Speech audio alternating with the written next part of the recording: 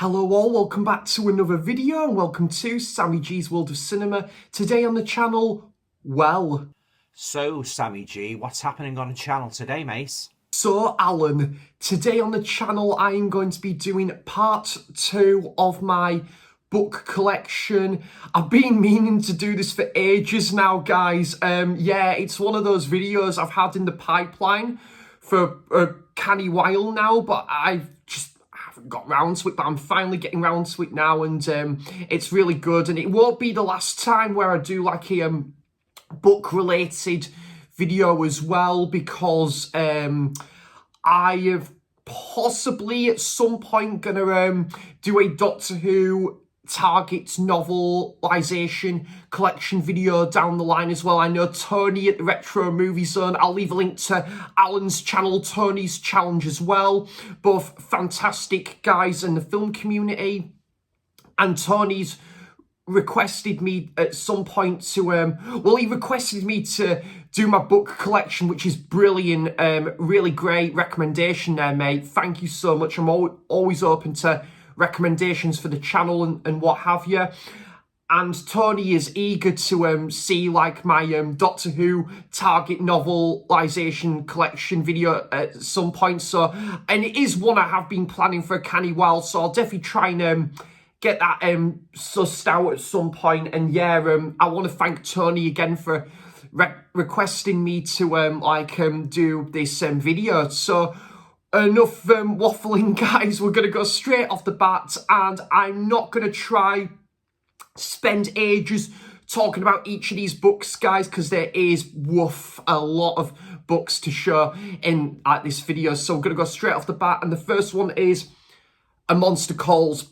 Fantastic read. I think I even read this 3 years before the film came out. Really, really awesome stuff. I got this recommended from a librarian, and it was fantastic recommendation. I was going to say, Jill, if you're watching, thank you so much for the recommendation. And that, it's, oh yeah, great illustrations in that, guys. I love books like this. And a great one to read at like the autumn time of year and stuff. So yeah, really good one, that A Monster Calls. And I've had this in the collection for about 10 years, and I have not read it still. Again, I think it was when I was like back in Sorby Bridge in Halifax. I'd go to the library, and I think I got this recommended, but I still haven't read it as of yet. The 13th of September, the day before my dad's birthday, and 10 days before Bruce Springsteen's birthday, the boss's birthday as well. So this is the book, How to Be Invisible. Yeah, I've heard great things. I've just not checked it out as of yet. But I need to. How many pages is this one again? Oh, it's not too bad. About 237 pages. I'll try get that one read possibly in the new year or something. Absolutely love this book, guys.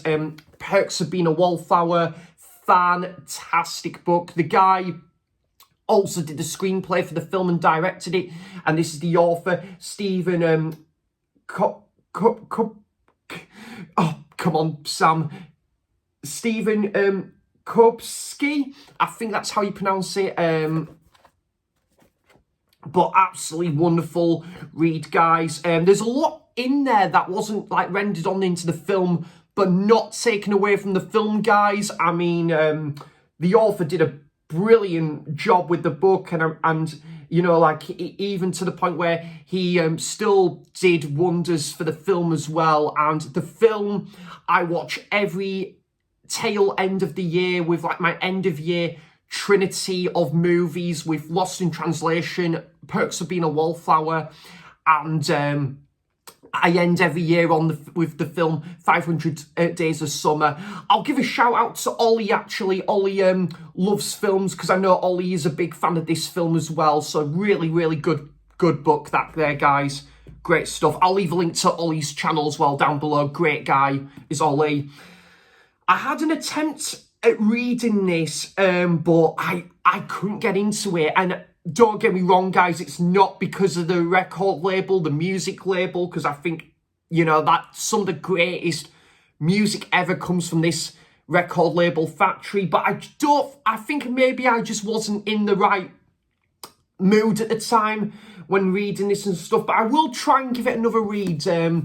But yeah, you know, like Joy Division, New Order, and things like that. Some of my favourite music ever, and some nice pics of the bands there. And then you've got like the band Electronic, which was it Bernard Sumner and Johnny Marr as well of the Smiths? Bernard Sumner of New Order. An iconic photo there of Ian Curtis, and yeah, a couple other pics there as well. So yeah, absolutely great stuff, and one I need to like maybe give another read at some point. And then we have Rip It Up and Start Again. I say rip it up and start again. Do, do, do, do, do, do, do, do, do, do, do, do, do, do, do. And I hope to God I never let you down. I hope to God. There we go. The book, Rip It Up and Start Again, from Simon Reynolds. What a cracking read this was, guys. I absolutely loved this. I think I read this during the pandemic, about the post-punk era from 1978 to 1984. Fantastic. I absolutely loved this. I'd read this again. So about bands like Devo and Human League, Echo and the Bunnymen, Durruti Column, New Order, Joy Division, Echo and the Bunnymen, I think I said there. Yeah, what a cracking read this is. I'll see if there's any like images and stuff. Absolutely fantastic. Absolutely love this. I think I read this, I think it was about 5 years ago or something. I love this type of music and stuff. You got a bit about the band Joseph K as well, which I definitely want to check out.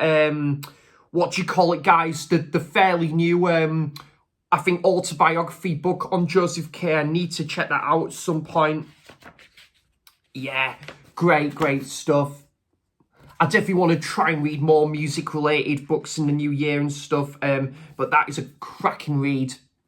Highly recommend this if you're into this era of music. Actually, Tony, if you're watching this, mate, I would highly recommend this, because I know Tony's into like music-related books as well. So highly recommend that one, mate. I'm sure you'd love that one.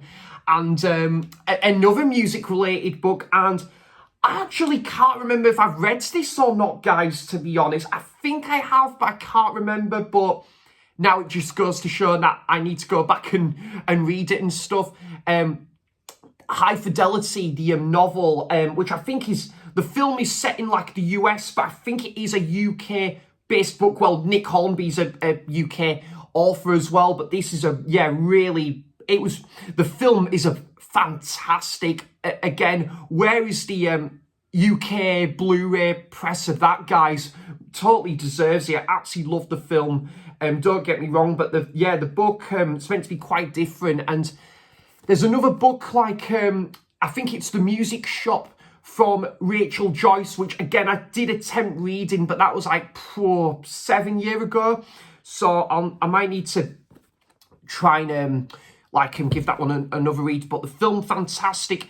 And I'm not an Arsenal supporter, guys, but I do love the film, and I do love the book of this as well. One of my awesome followers on Instagram, James, if you're watching this, mate, this is one I'm sure you'll definitely approve of. Fever Pitch, great novel there, guys. And again, it's quite different to the film as well, and it's like kind of done in this like diary sort of text as well. I think like it was kind of done somewhat to some extent in the movie as well, with what do you call it, Colin Firth and a couple of them guys. Mark Strong as well was in there, and absolutely yeah, I really enjoyed this, guys. Even though I'm not an Arsenal fan, I still really enjoyed like reading this and stuff. Yeah, now on the subject of football, wow, well, we had an absolute, as in Everton, we had an absolute snooze fest of a game at the weekend. Although, great save from Jordan Pickford, I will say that. And, well, he had a few great saves, like with the penalty and stuff. And, oh my God, that Villa v Man United game on Sunday, what an absolute snooze fest that was. But anyways, yeah, it's like done in this sort of diary text and stuff, which is quite interesting. So yeah, definitely I'd definitely love to like read this one again at some point. So yeah, that's Fever Pitch. Great film as well. Do love the film to that one. And I can't remember if I showed this in part 1, but Life of Pi, yeah, I wouldn't mind some cherry pie right now. But yeah, Life of Pi, I've heard great things about this book. I need to, yeah, it's one book I've had on the shelf for years. I think I bought it from Elvis Shakespeare in Edinburgh, second-hand record and bookshop. Again, massive shout out to David, who works there and is the proud owner of there. Wonderful guy, and yeah, he's recommended me some great books along the way. I can't remember if he recommended me this book actually, but I will have to read that one at some point. So yeah, that's Life of Pi. Good film though, I do like the film to that one. I'm really into like football hooligan films, and I did enjoy the book to this one. I can remember reading this one. Would I read it again? Not in a major hurry, but I will keep it, and that's Away Days. The film is okay from what I remember. I don't remember the film being all that brilliant, but I think it's quite... The film, I think, is quite different to the book. I think, what's the football team in this... Is it, I can't remember, Tranmere Rovers, isn't it? Yeah, and it's set in the late 70s. Yeah, so I might give it another read at some point, but I'm not in like a major hurry to read that one. That's Away Days. I remember reading this one when I was at school, like in English lessons, and the film is really good actually, guys. I would like to get that in my collection at some point, with what do you call it? Is it Tim Roth and John Sims in there as well. I think the film's very underrated, and that's the book Skellig, which is, yeah, I do really have a soft spot for this like novel and the story and stuff, and it's only 170 pages, so wouldn't mind checking this one out again. And I'll have to see if there's like what do you call it, a UK Blu-ray of that one, because I would like to see that one again. So yeah, that's Skellig. I probably should have showed this along with a couple of other Nick Hornby's books, but that's the book 31 Songs. Going through, I think, 31 songs, and I think it's Nick Hornby's thoughts on each of those songs. I think, yeah, I would like to possibly give this one a read at some point. This is, how many pages? I think it's 230 pages. So, yeah, I would probably give that one a read again. I'd like to read more like music, sort of like music-related books in the new year, and this is definitely one I have to get to. So that's 31 songs. I will just put my cup of tea there, and I will move this to here. Very professional. Oh, lol. And I'll have a swig of my tea. Okay, so the next one, I think they did a TV mini-series of this, but I haven't watched it yet. It's been out for probably a couple of years, but I've not managed to check out like the mini-series. The book though, excellent. I really enjoyed, well, I don't even enjoy is the right word, because it's quite bittersweet and bleak in like the latter part of the book towards the end. And yeah, just a great coming of age sort of story about these two best friends, and they go to like gigs and festivals together. I think this main like festival, is it like in Scotland, Glasgow? And yeah, it's a really good read. Oh, I think it's Manchester. They go to like to this like festival and stuff, and I think the Hacienda and that, and that's Mayflies. Yeah, so Mayflies, was it is there an album called Mayfly from Curtis Mayfield? And I'm sure Paul Weller did a song called Mayfly, didn't he? So, yeah, but this is really good. Yeah, I'd definitely check this one out. I might check this one out again before, like, possibly taking a look at the TV miniseries. So, yeah, that's Mayflies. Okay, and we're going to get on to, shall we? Yeah, we'll go on to these. Is the two... Yeah, there's... just two Everton-related books here. And I haven't read either of these. So there's Everton, Strange But Blue. Yeah, certainly. I certainly agree with the strange part. Because we've not been the best in recent years. But I think we've got this new takeover and stuff that's looking more positive and stuff. And yeah, I don't know what's going to happen with Sean Dice, but he's done a decent job, I would say. So yeah, that's Everton, Strange But Blue. And yeah, I would some like images and stuff. Is there that's of Bobby Collins and that, and I think a bit about this is when we won the FA Cup in 1966 3-2 against Sheffield Wednesday. And oh yeah, got Joe Royal in there as well as there Derek Temple, one of our players as well in like the late 60s.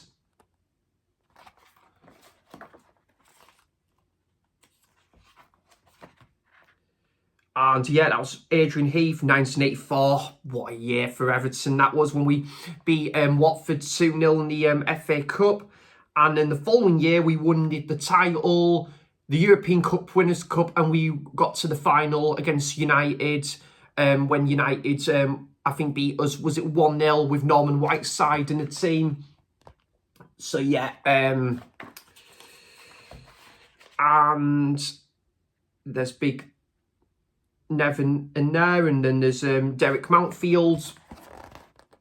Yeah, what a team that was under Howard Kendall. And there's, yeah, I need to check this one out as well. Looking for the toffees. I'll probably get a bag of toffees after this. But oh, that was a terrible joke. Away, Sam, what you'd playing at? Yeah, so I need to check that one out, and going to be quite an emotional experience towards the end of this season, because I think it's our final season at Goodison Park before we move over to Bramley Dock, to the new stadium. So we'll see how it goes there. So yeah, that's looking for the toffees. And I've had this for 3.5 years. I picked this up in Elvis Shakespeare in Edinburgh, and yeah, I've still not read it yet. And I think it's the autobiography or biography from about Talking Heads, who are a great band. Some like images there. Some images there. Yeah, but great band. I wouldn't mind doing a video devoted to Talking Heads at some point. Yeah, that'd be awesome, because I know Tracy at Nerdy Film Girl and her boyfriend Max are big Talking Heads fans, and I think on one video call we were talking about that I would love to do a video on Talking Heads at some point, and yeah, that'd be really cool. So that's Talking Heads. Home is where I want to be. Do, do, do, do, do, do, do. Do, do, do. I love that song. I'm trying to think. Do, do, do, do, do, do, do, do, do, do. I love it. Is it This Must Be the Place? That's probably my favourite Talking Heads song. What am I like here? And yeah, this is a great book. Now I've got an awesome chap called Grant who now this is a bit of a backstory, guys. So I was going on the train to Newcastle from Berwick upon Tweed when I was living there at the time, and there was this guy who was reading like this book, and I just noticed saying, "Oh, you into like this band Adam and the Ants?" And he said, "Oh yes, and this is about early Adam and the Ants." And then we had a great down-to-earth discussion. The guy is called Grant, and lovely fella. I think he's like a DJ and stuff, and yeah, like I think he's worked with like a record label and stuff. Yeah, really, really lovely, down-to-earth chap. And we only met at one time, but we had we were talking about music and a bit about film as well. So yeah, we had a great down-to-earth discussion. And Grant, if you're watching, that was absolutely lovely to meet you that time, mate. It was really cool. And yeah, like he recommended me this book because he knows, like, I think he's good friends with like the author Jonah Johnson, and yeah, like who was a big follower of Adam and the Ants, especially like earlier on in their career. And yeah, this is a really good read. I must get part 2 of this. And yeah, awesome reads this was. So about Adam and the Ants and stuff. And I'll absolutely love their first album. What was it? Dirk Wears White Socks. So yeah, absolutely fantastic debut album, and I need to pick up part 2 of that at some point. So yeah, and yeah, that was really good, and absolutely fantastic reads this was, guys. Absolutely loved this, about early Simple Minds, which I'm all over. I love early Simple Minds and their career and stuff, and yeah, this is a really good read this was, and that is Theme for Great Cities. Love to read this one again, about going back to like the early like the sort of like their early era in their career from 1978 to 1982, when they were a bit more post-punk, and yeah, like they're a bit more experimental and stuff, and how the band met and stuff, and how they formed, and how I think what was it, Jim Kerr was with was it Johnny and the Self Abusers, that side band? And I think they released like 2 singles or something, but or they've released a couple more singles, and he was with them before like joining Simple Minds and stuff. So yeah, really this was a really fantastic read this was, and my favourite Simple Minds album was is probably Empires and Dance. I absolutely love that album. Really quality album. That's some pics in there.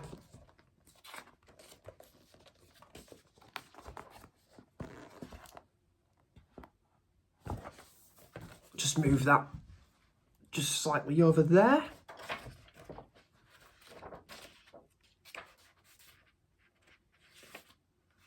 Couple nice pics as well. So yeah, that's Themes of Great Cities, from about the autobiography about Simple Minds. Wonderful book. Absolutely loved this. Saw Simple Minds earlier in the year, and they were great at Glasgow Hydro. And the second to last book now, and this is an autobiography I've still not read, from 2015. And yeah, absolutely, definitely want to check this one out. I got this from Barter Books in Alnwick nearly 2 years ago, and I've still not read it. And that's the autobiography of Elvis Castello. I think Ross Goodall has read this, and I think he said it's a very good read, so I'll have to check this one out at some point. But yeah, big Elvis Castello fan. Saw him like at the Sage Glass House last month, and he was really good. Him and Steve Nye. And yeah, this is one book that's been sat on the shelf for like weeks, months, nearly 2 years, and I've still haven't read it, so I'll have to put that right at some point. Elvis Castello and his autobiography, Unfaithful Music and Disappearing Ink.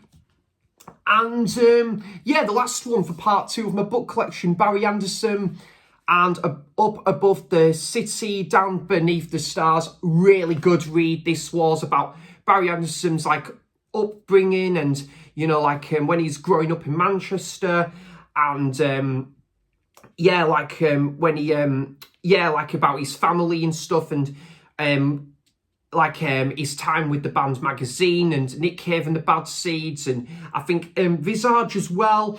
Really, really great reads, this, guys. Absolutely loved this. I'll see if I can find a couple of images. This one, I read this one, I finished reading this one back in I think it was June time, I think it was. Yeah, absolutely excellent this was. And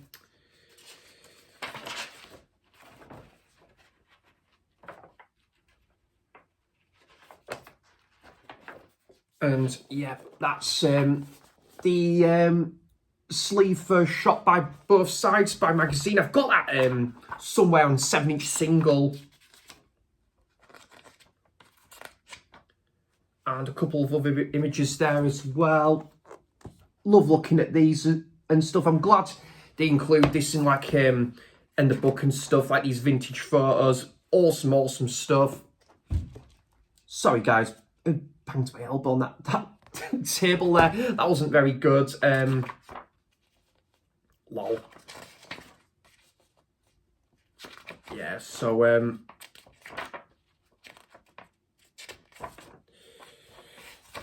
see if there's any more like just stuff there and that. Oh yeah, there's one.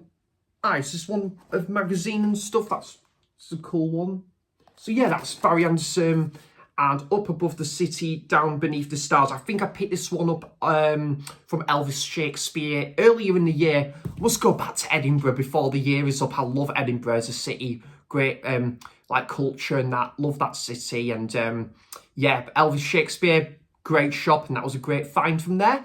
So guys, that will do it for part 2 of my book collection. Surprisingly, I didn't waffle on as I thought I would do, because I'm pretty much a champion when it comes to waffling on and stuff. And my current read, I will go and get it.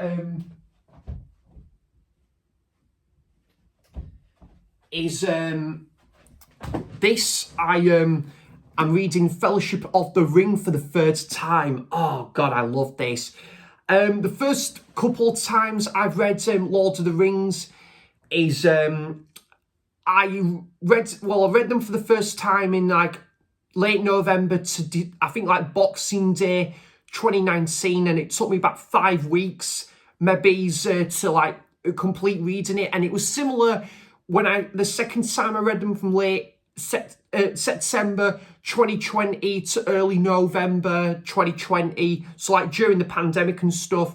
And that was it took me about 5-6 weeks to finish reading them like that second time around. So I don't have the same attention span when it comes to reading as I used to do. However, I'm still really, really enjoying this. I've started reading this 2 weeks ago, and I'm still loving it. Not like reading it as fast as I did like the first couple of times with Lord of the Rings, but yeah, still a wonderful like read. This I absolutely love like delving into like all things Middle Earth around the autumnal winter time of the year. Great stuff. So guys, I should also ask as well if you've got any book recommendations and what's your thoughts on any of these books titles that I've showcased here today on the channel. I would love to know all of that good stuff in the comments down below. So thanks for watching, cheers for stopping by, and until next time, I'll see you for the next video. Bye bye.